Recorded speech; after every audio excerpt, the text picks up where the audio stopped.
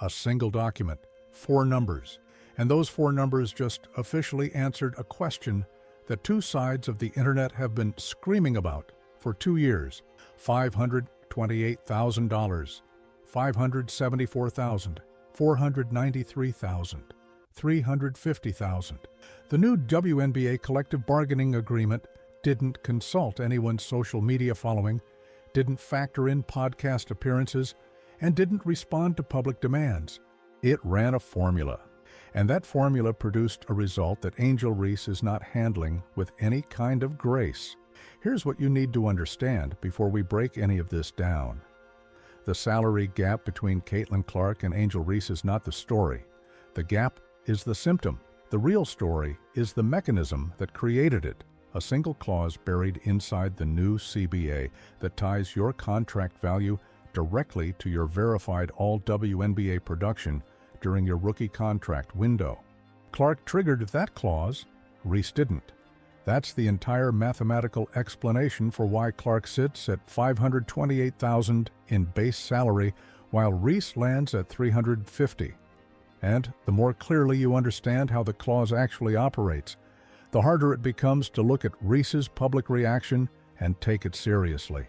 If you've been tracking this salary story and you want the numbers laid out without the spin, hit that like button right now. It tells us you want this level of analysis, and we're going to keep bringing it to you. The clause is called the EPIC clause, exceptional performance on initial contract. It was written into the new CBA as a performance-based accelerator, a mechanism specifically designed to ensure that players who produce at an elite level early in their professional careers don't sit at baseline salary rates while the league slowly figures out what to do with them. The threshold is clear. Earn all WNBA honors within your first 3 seasons, and the league places you on a fast-track path toward maximum contract eligibility. You move through the salary structure faster. The language is intentionally written to reward demonstrable output, not potential, not popularity, not draft position alone.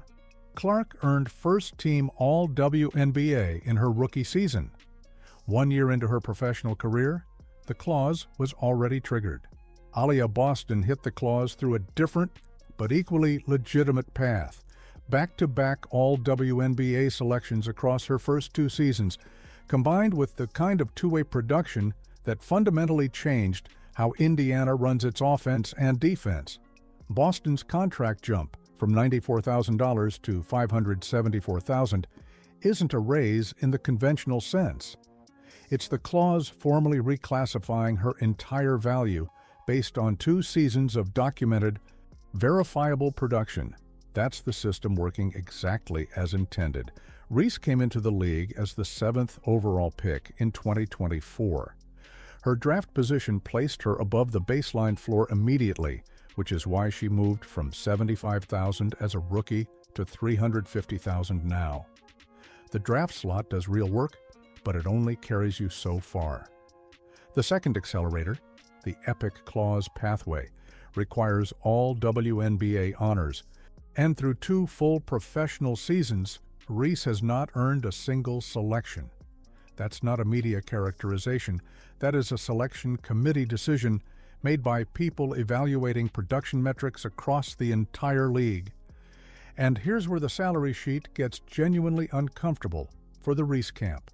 Cameron Brink, the 2nd overall pick from that same draft class, is pulling $493,000. Sonia Citron, the 3rd overall pick, is at $436,000.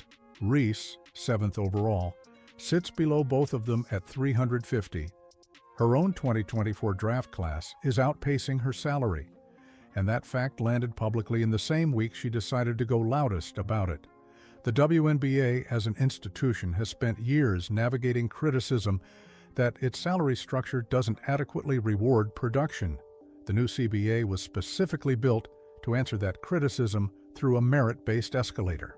What the salary document released this week demonstrates is that the EPIC clause is functioning precisely the way its architects intended. Players who perform at the All-WNBA level within their rookie contract window move up fast. players who don't move up at the standard rate, the formula doesn't negotiate, it calculates.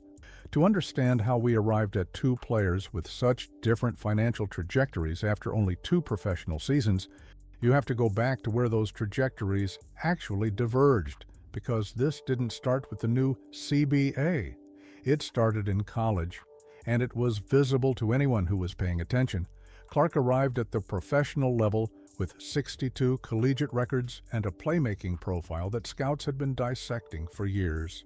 Her college production wasn't just volume. It was the kind of offensive orchestration that changed how defenses structured their game plans at the national level. When she stepped into the WNBA, she didn't ride that reputation.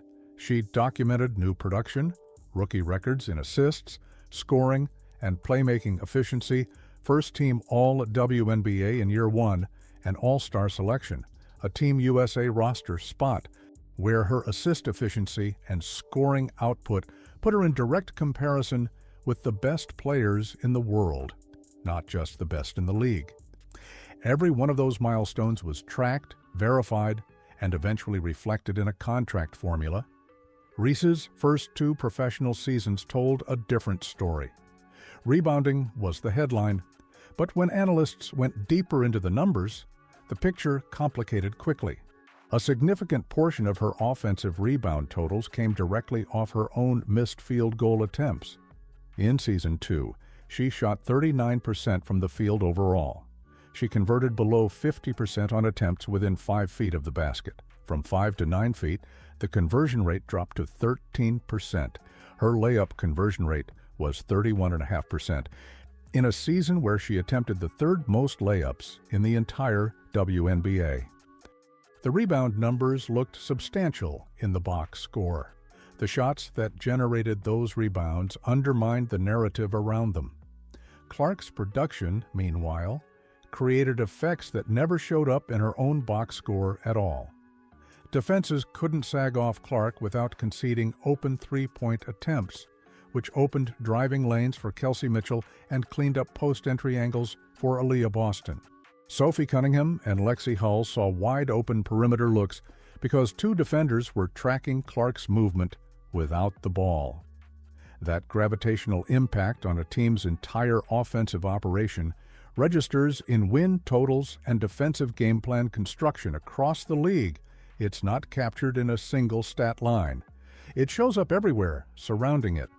And the All-WNBA Selection Committee evaluates exactly that kind of systemic influence.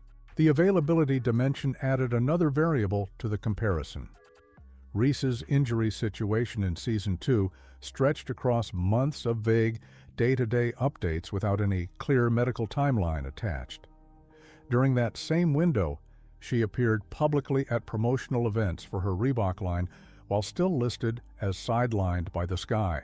Clark dealt with health challenges during the season as well. Indiana's communication around every one of those situations was immediate and specific. That contrast in organizational and personal transparency wasn't invisible to the brands tracking both players for long-term investment decisions. What the Epic Clause essentially did when the new CBA numbers dropped was produce the first official document in the Clark-Reese story that neither side can reframe. It isn't a media narrative or an opinion piece.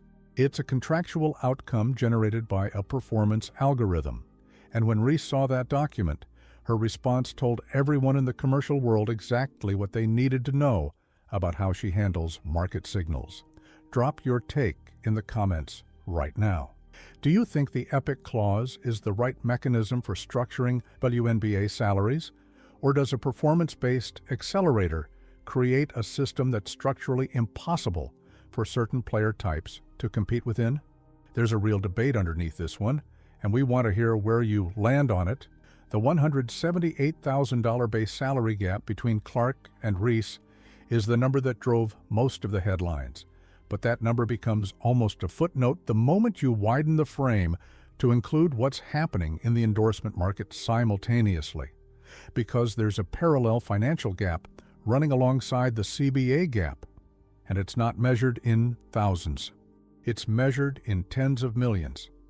Nike examined Clark's two-season professional arc, the arena attendance figures, the television ratings movement, the merchandise velocity at the retail level, and committed to an 8-year, $28 million footwear partnership. That deal did not originate from viral content or social media metrics. It came from 2 years of hard commercial data demonstrating that Clark's name moves product at a pace and consistency that justifies a long-term bet. Nike has been reading sales data since Michael Jordan. They know what a generational commercial asset looks like, and they committed 8 years to Caitlin Clark. Gatorade's partnership is reported at $50 million, and they built a signature product line around her, a flavor called Rainbow 3. The rainbow bottles sold out at retail fast enough that the sellout velocity itself became a separate news cycle. Gatorade does not construct signature flavors around athletes who are trending on social media. They build them around athletes whose names generate verifiable consumer demand at scale. The rainbow sellout confirmed Clark's name does exactly that, and at a speed that surprised even optimistic internal projections. State Farm entered the partnership from an entirely different angle. The company has been building national advertising campaigns since 1922. For over 100 years, across every major cultural shift in American sports and media, they never once signed a female athlete to anchor their brand.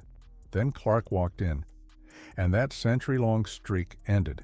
A company that spent 100 years establishing its advertising identity in one direction looked at Clark's audience data and changed course. That's not a marketing experiment. That's a business decision made by people who run actuarial projections for a living. Wilson Sporting Goods built a complete signature line around Clark. The last athlete in their history to receive the treatment was Michael Jordan.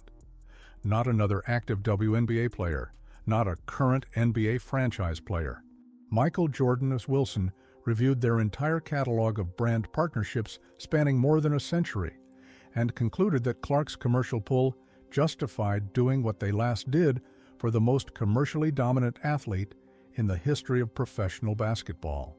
The fact that they drew that comparison internally and then acted on it tells you more about Clark's market position than any individual salary number could.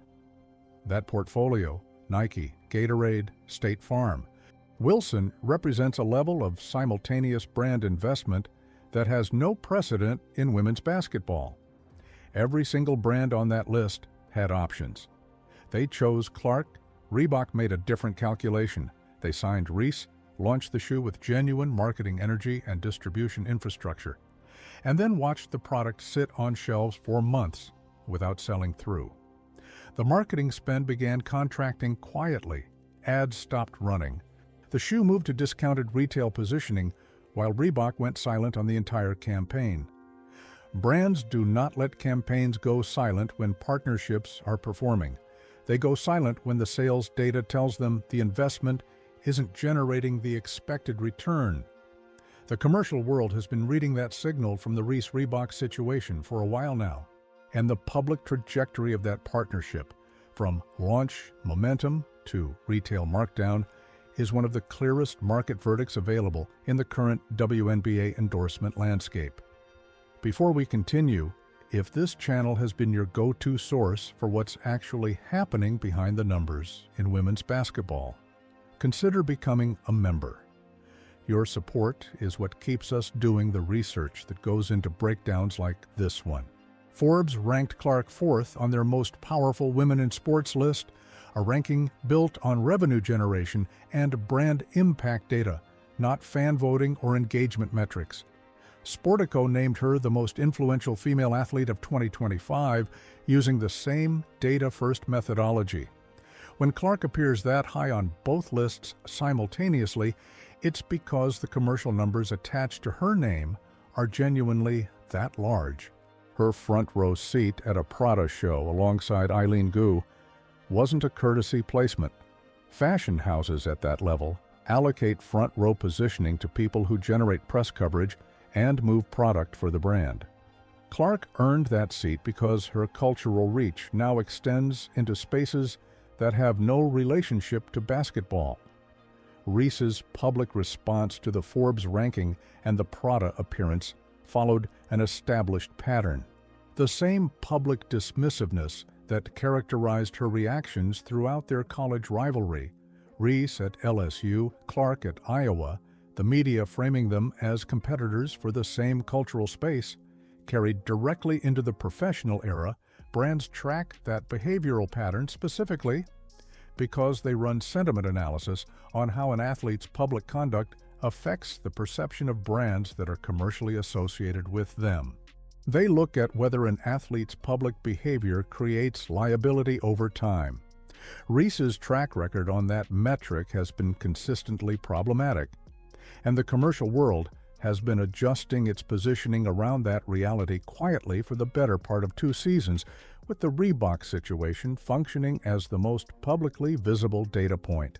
Clark's response to every public confrontation Reese has initiated over the past 2 years has been functionally identical: play basketball at a level that generates All-WNBA selections, show up for Team USA, and continue signing brand partnerships. That behavioral consistency is a specific commercial asset. Brands writing 8-year commitments and $50 million deals need confidence that the person they're attaching their identity to won't create liability events. Clark's public track record answers that question unambiguously. Sponsors currently on the fence about Reese's volatility watched her respond to the CBA salary document, a formal, contractual market signal about what her current production is worth, and watched her choose a public grievance over a plan. If this breakdown is giving you something the standard coverage isn't, share this video with someone who's been following the story. The more people who understand how the EPIC clause actually works and why the endorsement market produces the outcomes it does, the better the conversation around women's basketball becomes. When the salary numbers dropped publicly, Reese went on social media and stated she deserves $1 million in salary. That is the response this entire video has been building toward. Not a measured critique of the CBA structure, not a public commitment to earning an All-WNBA selection, and triggering the EPIC clause herself, a direct public demand for $1 million from a player whose signature shoe is sitting at markdown pricing at retail, whose All-WNBA resume is completely empty after 2 professional seasons, and whose primary endorsement partner has been quietly pulling back its investment and marketing commitment for months. The timing made the demand land harder than it otherwise would have. The salary document, the Forbes ranking, the Sportico designation, and the ongoing Gatorade sellout story all arrived in the same news cycle simultaneously. Nike, Gatorade, State Farm, and Wilson were watching Reese respond to all of it in real time. What they saw confirmed the investment thesis they had already acted on. Brands that were already cautious about Reese's public behavior now had a fresh, high-visibility data point. Every public reaction she makes gets logged. Every one of them either builds or erodes the next brand conversation she attempts to have.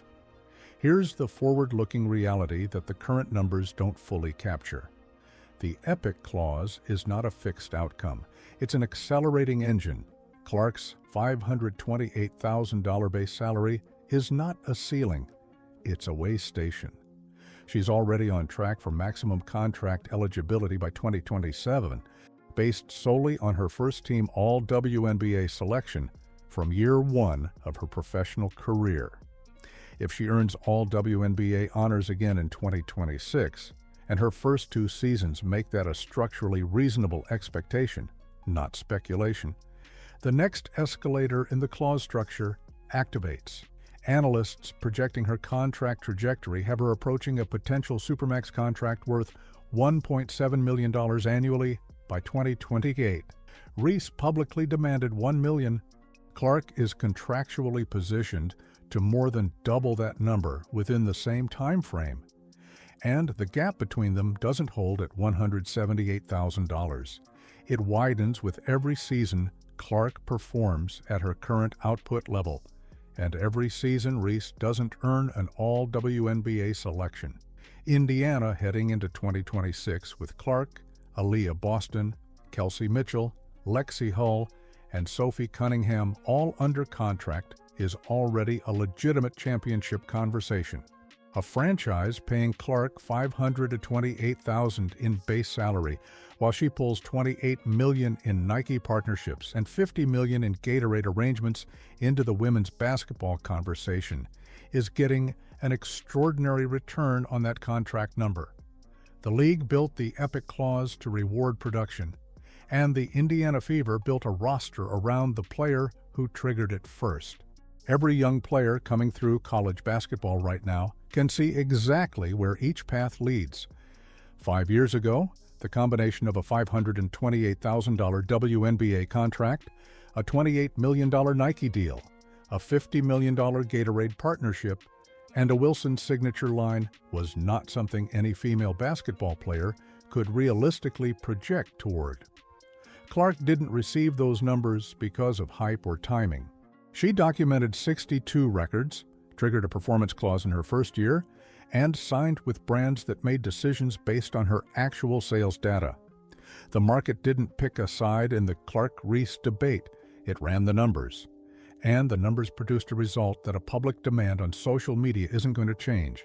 If this analysis gave you something the standard coverage didn't, subscribe now and hit the notification bell so you catch the next video the moment it drops. We're tracking Indiana's 2026 roster construction, the broader CBA implications for players approaching the Epic Clause threshold across the league, and what Clark's commercial trajectory looks like heading into a potential Supermax year.